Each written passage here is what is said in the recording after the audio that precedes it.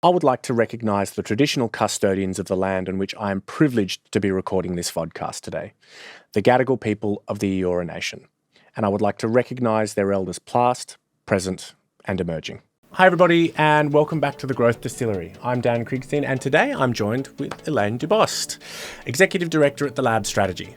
The team over at the Lab are experts in decoding and exploring human behaviour and really shining a light on the hidden opportunities for brands to make brilliant leaps.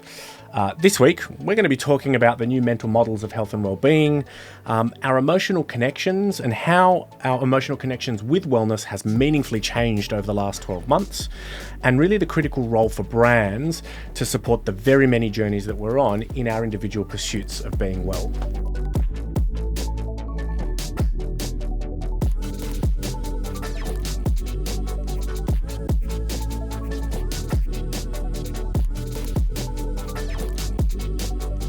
Welcome to the show, Elaine. Thanks for having me. My pleasure. So let's set the scene. Health and well-being means something very, very different this year, particularly for Australians as we enter 2023. How would you describe our current mental model of wellness and being well, so to speak?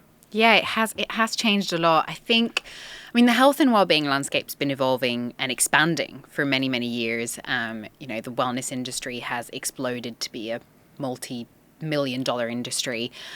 So as an industry, it's already a space that's been evolving quite a lot. And then COVID happened. And COVID really has been a catalyst for a number of accelerated shifts in how we comprehend and think about our health and well-being. We've all realised we're probably more fragile than we'd like to believe. We hear a lot about this mental health reckoning that's been happening in Australia. And I think internally what happened there during the pandemic is that people started to reappraise what it looks like to be well and what being healthy and well actually means. And there's been this newfound realization that being truly well is actually a composite of so many different elements. So this definition has widened and also been now this wider definition is more valued and recognized externally by society as well, realizing that it is important for people to look after their physical health, but also their mental health, their social health, their spiritual health and well-being. So there's been this reframing that's happened of health and well-being into a concept that's a lot broader and more encompassing than before, as well as a shift in cultural norms where society at large encourages us actually to nurture and look after our health and well-being. And that's something that is encouraged. And I'd say that's really the new mental model of health and well-being, this much broader definition of it. And it's fundamentally changed how we all manage and approach our own individual health and well-being. Yeah. So in this new expansive context of being well, how are Australians really feeling about their own well-being? You and I have spent the last year and a half exploring the emotional connections that Australians have had with, what I would call core industries, things like travel, things like food, things like health and well-being. And I know that you and I have seen nuance across categories. And there's, I think, some really interesting dynamics playing out within health and well-being. Yeah, absolutely. And in this emotional connection series that we've worked on together, we really set out to explore the emotional shifts and dynamics in these different spheres. And what we observed for health and well-being is quite unique. So just to give a little bit of context of the other spheres of our life, what we saw come through in travel was, and this was very, very shortly after the pandemic, was this emotional dissonance between how people felt at the time towards travel and how they wanted to feel towards the idea of traveling again after being restricted for so long. When it comes to food, we saw this national lean in towards food, so a real intensification of the emotions that people felt towards food. Food really sort of was amped up in the role that it played in our lives in terms of providing comfort and joy and pride. And there was nothing more essential than sourdough. Exactly. I definitely jumped on that bandwagon at the time. So when it comes to health and well-being, it was intriguing because what we uncovered was that people actually felt relatively moderate emotions towards their current health and well-being in a context where health and well-being was so important and much broader than it used to be. So the type of emotions that really they felt were satisfied, accepting, hopeful, whereas actually their aspirational emotions towards health and well-being, which were much more intense. So were things like pride, passion, joy, peace. And I should say that the way that we leaned into this in this series was leaning on the Kester-Limner framework, which is a really comprehensive framework into the spectrum of human emotion, which allowed us to identify these shifts. And that framework, you're well familiar with it. For those who may not have heard of it, it covers 60 distinct emotions. Half of them are positive, half of them are negative, and they're vary in intensity. And so we could really see in health and well-being that there was a gap towards a much lower intensity of how people were feeling currently towards their health and well-being versus the high intensity of the emotions they aspire to when it comes to their health and well-being. Before we dive into that in a little bit more depth, I think we might need to step back to step forward, as they say. I'd love to get your help, for those that may not be familiar with the role of emotions in the marketer's toolkit, to help understand why this is such an important dynamic right now. Yeah, absolutely. I mean, when we're thinking about emotions, we're in a context where there's already been a long-term cultural shift that encourages rather than suppresses emotionality. I think it's something that we observe in modern parenting, in schooling, in just individually our aspiration to get to know ourselves better and tap into our emotions and knowing how to navigate them. And again, I think the pandemic had a more shorter term impact in changing our relationship with our own emotions. So we were all forced to sit with ourselves all at the same time when emotions were at an all-time high. Enforced presentism, one of my least favourite parts of the pandemic. Exactly. I think a lot of people would agree with that. And that was also a time where actually we were restricted in our access to the different things in our lives that helps us tap into different emotions, which led us to really crave a wider emotional register. But the pandemic also forced us to slow down and take stock and sort of understand our emotions a little bit better, understand how we can actively and consciously manage, tap into different emotions as well, and through the choices that we make in our lives, everyday choices. So why is that something that's important for marketers and brands? Well, it stands to reason that if we're, as individuals and as consumers, more attuned to our own emotions, that there is this parallel response from brands who are trying to understand how to actually navigate that and connect with consumers at a deeper emotional level. And we know this is important, and we know that actually emotions is a powerful pathway because emotions drive actions. And have longer resonance in terms of memory. Absolutely, exactly. So we know that brands that connect emotionally perform roughly twice as well as the brands that are purely functional. Which is where I guess the work that we've been doing in this research came from, really. So to try and understand and delve into our emotions and how these play out in these different spheres of our lives, and really to understand the tools that brands might have to connect at a deeper emotional level with their audiences. So, Elaine, I'd love to just go back to something you said a little bit earlier, because I think that there's this interesting dynamic where we're more in tune with our emotions, broadly speaking. We're willing and wanting to be guided by them and embrace them. And at the same time, we're also aware of the very many faces and aspects of well-being. We live in a world where we have access to new pathways, where, in a society that encourages us to tap into our emotional register.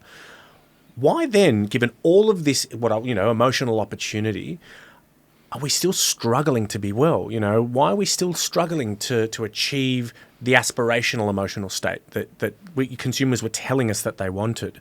I find it interesting that we, despite this, breadth of opportunity to be well and to be emotionally well, so many Australians are still languishing when it comes to their journey towards wellness. Why do you think this is playing out? I think there's a few things at play here. I think the first is that with this reframing of health and well-being and this new mental model that I mentioned earlier comes very aspirational goals. So the goalpost is very high. And those emotions that Australians are wanting to achieve with their health and well-being are very intense, but a lot of us are just stuck in terms of how to get there, how to actually progress to them. The focus is so much on this really aspirational destination of wanting to feel proud or joyful towards our health and well-being, but we just don't know how to get there. And And health and well-being, if we think about what it used to be before this reframing, it used to be about preventing or curing ailments. It used to just be about treating or preventing disease. Now it's actually about being truly well across all of those different components: physical, social, emotional, spiritual. It's being about this optimal state. So it's a pretty high goal to reach. And focusing so much on that destination and the goal actually can get in the way. And we know this from lots of research that's done in healthy habit formation, that actually people who are successful are those who focus on the systems, on the steps to get there, rather than just the destination. Yeah, there's a great analogy that we're going for a drive and we're so focused on the destination that we're holding on so tight to the steering wheel that you forget that you're driving through the most stunning of countryside. Exactly. Yeah. You kind of keep your eyes focused on the end goal and then sometimes forget actually the journey to get there or the steps to get there. And I think as the health and wellbeing landscape continues to progress from this age of achievement and perfection towards more an age of progression, people are just a little bit lost on the steps to take. And that can really explain why they're languishing and why there's this gap between where they're at emotionally now and where they'd like to be. I think there's also something else at play, though, is that we're navigating this new mental model of health and well-being with more choices than ever before. And we still have the same amount of time and resources that we had before, if not fewer for many of us, right? So we know health and well-being is never finite. There's new pathways and strategies every day to help us get closer to that destination that we're looking for. But that actually presents us with so many decisions and choices to make every day that will contribute to helping us be truly well. So I think this is really the paradox of choice in action. I think people are just struggling with what are the strategies I need to prioritize to be well. Now, you've touched on what I think to be is one of the most important phenomenon playing out in marketing and product strategies at the moment that I'd love to double click on quickly. You mentioned the paradox of choice. For those that are listening or watching in that haven't heard of that terminology before, can you explain to us the psychology behind the paradox of choice and what that really is in terms of the marketing dynamic? Sure. And it is a really interesting one to pick up because the paradox of choice stipulates that while we might believe that having many options available to us might actually help us make a better choice that's better suited to us and help us feel more satisfaction and happiness from that choice, having an abundance of options actually requires more effort for us to make a decision that's right for us, and more often than not actually leads to dissatisfaction and anxiety. So when it comes to health and well-being, the diversity of strategies that are available to us to stay well and be well and stay well actually creates a plethora of hypothetical trade-offs that everyone needs to make on a daily basis. So what is going to have more impact on my health and well-being? What are the choices today? Is it about getting up early and going for a workout, or is it actually sleeping in that day because I'm sleep deprived? What are those things that are actually going to be helping me more? And sort of these constant trade-offs that people are presented with, like I mentioned, still the same amount of time and resources that we have. There's still only so many hours in a day, still so much disposable income people can spend on different products and services that contribute to their health and well-being. One of my favorite TED Talks of all time is by a guy called Professor Barry Schwartz on the paradox of choice. Yeah. And he has this amazing shampoo example where, to your point, the example of around hypothetical trade-offs is there's, 150 types of shampoo and you pick one and it does everything that you want in terms of its product benefits, but you cannot help but hypothetically trade off. Maybe one of those shampoos would have made my hair that little bit silkier, or maybe one of those shampoos would have had a scent that was just that little bit more appealing. And even though you bought a product that did exactly what you wanted and delivered on its promise, you are less happy with your decisions no matter what you choose. Exactly. And I can absolutely see how that's playing out in this sphere, which is almost sort of limiting the level of emotion that people feel towards it because they're constantly thinking something else might have contributed better. Yeah. So I can only ever feel moderately satisfied with where I'm at because I'm constantly thinking that maybe another choice could have led me closer to my destination and closer to those more intense emotions I'm trying to achieve and had more of a positive impact on my health overall. Yeah. So given this paradox, right, we are crippled by the very many versions of what good looks like. I I personally think that brands then have a much more important role than ever to walk alongside consumers in their journey towards well. Am I misinterpreting things, or would you agree that, that if anything, this creates an amazing opportunity for brands to step in and walk alongside consumers and support navigating those decisions and trying to mitigate that paradox in some small or meaningful way? Yeah, I absolutely agree. I think brands can play a really meaningful role in this and really help consumers and all of us really dial up those latent emotions by sort of helping them along the way. And what I mentioned earlier is, everyone's pretty new at this new mental model and are looking for guidance and direction. And I think the brands that do that well and help and connect emotionally, we know, create deeper connections with their audiences and at the same time can have a positive impact on their lives and their health and well-being. So it's really a win-win. I think an important thing to note is that it's not one size fits all in this space. It never is when it comes to health and well-being. Everyone has such an individual journey. So even though we're probably all experiencing this shift in terms of this reframing of how we approach our health and well-being, we're all still likely to engage with different narratives, beliefs, and ideas within this new context. And that's something that we identified in the research that we did. We identified different cohorts of people who stratify by their different level of engagement with health and well-being, but also sort of in terms of the different ambitions that they have for their own health and well-being. And we were able to establish that these different cohorts actually connect with different anchoring narratives, which resonates with them emotionally when it comes to how they think about their own health and well-being, and also act as a compass to guide them along their choices and their strategies in this context of paradox of choice and infinite options and strategies for them to approach. So some of these narratives, for example, can be about shortcutting, so trying to actually find different hacks and getting more out of their efforts in the time they commit to their health. Another one might be about actually just leaning into their intuition and listening to different cues, mental cues and physical cues to sort of inform the choices that they're making along their journey. So I think brands have a meaningful role to play, but it's really important for them to actually understand and consider which of those anchoring narratives their specific audiences connect with most so that they can actually engage with them in a way that's meaningful. And we also looked even within that, there is a level of nuance within each of those narratives in terms of the types of messages and the tonality that different cohorts of people engage with. And I think in a space that's so complex like health and well-being and the current context we're in, it is important to take the time to understand what those things are to sort of not miss the mark in terms of how to connect with someone at a much deeper emotional level. Doesn't sound easy. Definitely not. It is a nuanced space. Emotional nuance. So just to play that back to you, at a high level, we may have shared ambition, right? So you and I, we're both looking for a particular product or service with a shared ambition, but the why that sits behind that ambition, the narrative that's anchoring us to pursue that product or service could be meaningfully different.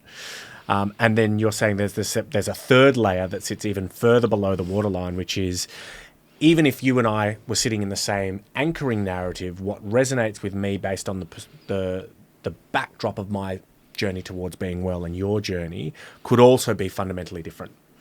So we've got to understand not just why the consumer is looking for said product or service, but what's driving that, what's anchoring them to that pursuit, and then what is the best emotional or resonant message to tap into that narrative. I see. Not simple. Definitely not. And I think it's never going to be simple in such a complex space. It is going to be really difficult, and connecting emotionally is not simple for brands to do. We just know that the payoff is worth it. Yeah, so I think, look, the antidote to this, as always, is just stay close to your customers. Really understand the why behind their what. Absolutely. Okay, so as we get towards the back end of our, as always, illuminating chat, I like to look through the looking glass a little bit at the year ahead. Elaine, your 3 rules for brands looking to grow sustainably in this space for the coming year.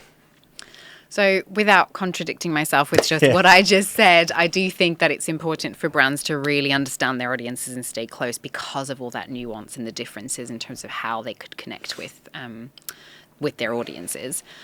However, there are also in this space some dominant narratives that seem to just connect with a number of cohorts that seem to be where the current is going in the health and well-being landscape. So I think to have a meaningful impact, and if I had to set out a few rules for brands, these are a good starting point at least.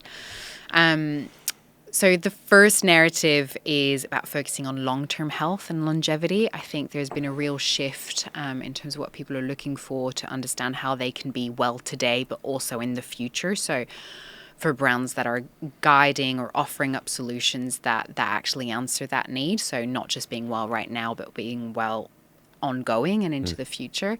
And I think that's a win-win for brands as well, because it actually helps them remain salient with their audience and really being, exactly as you said, that companion that lives alongside people on their journey to being healthy and to being more healthy. I think the second is about being adaptable. So showing consumers that you as a brand understand that health and well-being is not linear. There's ebbs and flows, and actually, again, offering products and services that can be malleable and change and offer and adapt to the different needs of our consumers as they evolve. And then the third narrative is really about embracing kindness and letting go of perfection. We mentioned earlier is this move from focusing just on the destination and actually focusing on progress and the steps to get there. So letting go of that when it comes to health and fitness, for example, and really championing the systems that are going to help people get to where they want to be. I love that. And I think particularly with the first, this is something that we've observed in a raft of different programs of work we've done. This shift from remedial, medicine towards functional, a shift from fixing what's wrong to finally tuning the machine for longevity. And I think that that's something that we're going to see continue to shift over the coming years. Okay, and then I'd like to also give you an opportunity for those that may misinterpret what you've just said, a word on what this doesn't look like. I think it is worth mentioning that. I mean, you mentioned it up front about why are so many Australians still languishing or not well and not getting there. I think realistically we need to look at the facts. We are facing a health crisis both in Australia and globally. So we as a population still have a long way to go to be well. And I think we all, and brands included, have a responsibility to help and guide people on that journey, and to genuinely offer products and services that are going to have a positive impact towards getting them healthier and well for longer. And that will have an impact on all of us as a society. So really looking at how they can do that, how they can be well mentally, physically, spiritually. So what this isn't is wellness washing. It's not about brands just exploiting this increased focus and engagement emotionally with our own health and well-being just to benefit commercially. It's actually brands living alongside their audiences, their consumers, and riding that wave to better and becoming those lifelong companions, as we've mentioned, so that they can help their consumers on a path to better health by connecting with them at a deeper emotional level. Yep. And look, just to close, I might preface, you and I have discussed a lot of, I think, nuanced concepts today from, what I think is a profound body of work that canvasses the health and wellbeing landscape. So for those that are listening in or those that are watching, please, if you would like to know more, visit thegrowthdistillery.com.au. We have a lot of this insight up, and always feel free to reach out to the team at the lab or to the Growth Distillery if you want to understand a little bit more about anchoring narratives, different personas, and what's really playing out underneath the hood of the health and wellbeing landscape. Elaine, as always, an absolute delight. Thank you for taking the time to come and have a chat. No worries. Thanks so much.